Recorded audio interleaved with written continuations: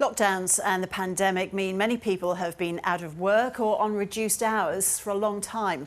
Now, with states and territories starting to open up, the job market is becoming increasingly active. But how hard is it to get back out there after the isolation of lockdown?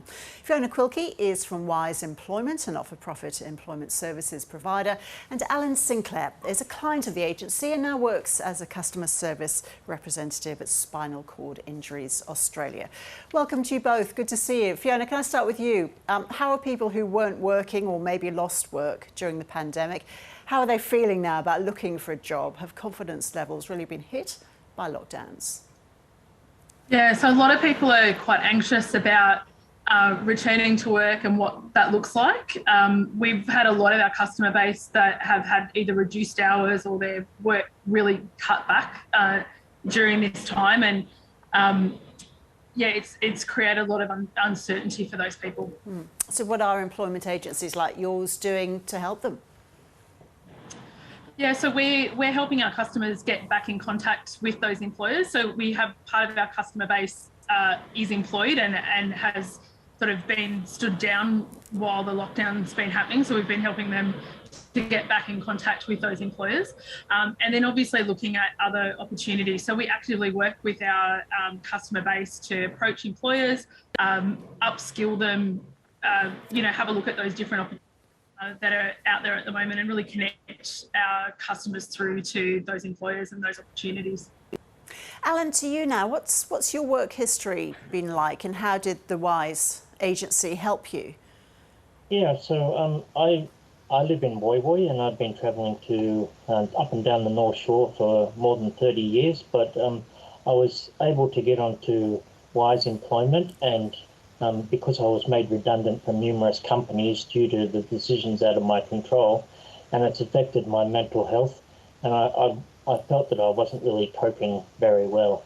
So it was a strain on myself and my family and my financial commitments. Alan, you took some time off work earlier this year due to some health concerns.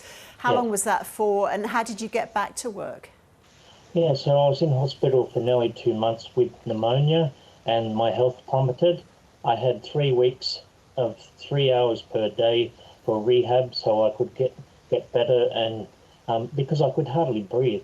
After this, I contacted Spinal Cord Injuries Australia, which left my position open, and but I was on reduced hours due to my health, and I was on a back to work reduced hours sort of regiment, and I had to get sign off from my GP to say I was right again.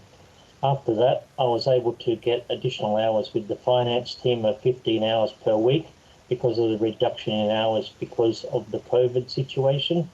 And then recently, about a month or so ago, I was in contact with the NDIS plan management team, and they said, we've got a job here that it's full-time permanent. So after 2 interviews, I was able to get that job and really enjoying it. Yeah, good. And how was your mental health during the whole of that process then, Alan? Yeah, so it wasn't really good because of the redundancy, and it really felt like a kick in the guts because I didn't really feel worthy and I was not contributing for myself and my family. My mental health suffered because I had probably about 150 knockbacks of applications for jobs due to COVID. And my health really declined, and that's probably why the pneumonia came in as well. And as I said to my colleagues at work, it's like the glass wasn't even half empty. It felt like it was really empty, so like I didn't have much of an outlook at that period of time. How did you get yourself out of that then?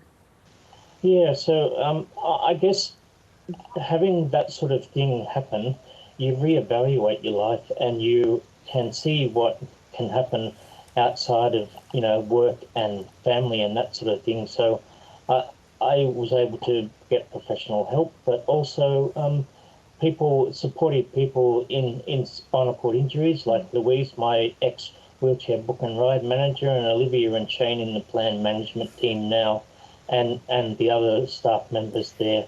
If I need help, if I have a bad day, I can just reach out to them and say, hey, I'm not really feeling very well today, and somebody will, give me a a kind word, a G up word, so I'm able to get on with it, I guess. Yeah, we're glad to hear you're doing better now, Alan. Thank you. Fiona, what tips then do you have for people who are trying to get back into work as economies open up?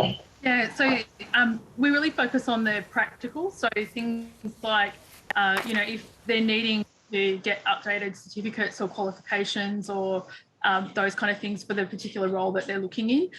There's lots of a bit of a shift in some industries at the moment where there's some availability. So we've got a lot of our customer base kind of approaching some roles that they might not have previously considered. There's a lot of things like the call centres for some of the COVID-based bookings for vaccines and testing and those kind of things that people have jumped on board to those opportunities. The other thing we know is a real kind of sticking point for a lot of people moving forward is jumping back on public transport. For a lot of our customer base, their way that they need to go back to work is via public transport, and for some people that it is quite scary at the moment.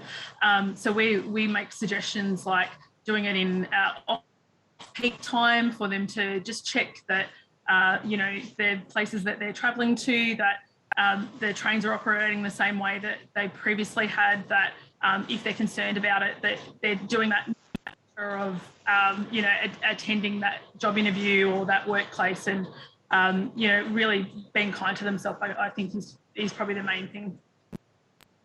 And Alan Sinclair, thank you both. Yes.